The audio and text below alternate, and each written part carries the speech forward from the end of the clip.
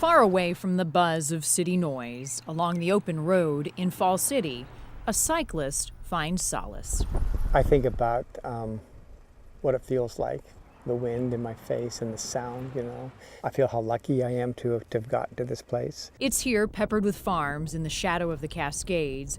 David Dunnington reflects on his life's journey and the detour it took when cancer came into the picture in 2012. I was diagnosed with acral anthigonous melanoma. It's a special kind of melanoma. It's particularly aggressive. Of melanoma, 5% of people get it. It was in the bottom of my foot. It was not caused by sun. For 2.5 years, David and his wife Janet, along with their 2 sons, Nathan and Spencer, fought the cancer. David went through rounds of traditional therapies, including chemo and radiation. But the disease quickly spread to his lymph nodes, and a sore on David's foot wouldn't heal. An avid outdoorsman who loved to bike and hike had to make the difficult decision to amputate his left foot. I never thought I would die in this whole process. I was worried about it, but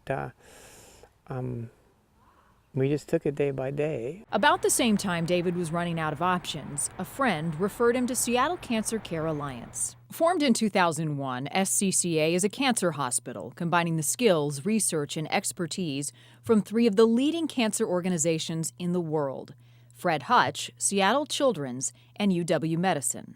David qualified for a Phase 3 clinical trial using a drug-based immunotherapy to fight his cancer. Immunotherapy is a way to treat cancer which relies on our own body's resources. Dr. Shailander Bhatia is an oncologist at Seattle Cancer Care Alliance. He says immunotherapy has been around for years, but it's in the last decade we have seen an explosion in the number, type, and effectiveness of this life-saving treatment. We can stimulate the immune system in a number of different ways. We can take a person's immune cells out of the body, expand those, and give it back to them. The challenge has been that it did not used to work frequently enough for us to use it reliably.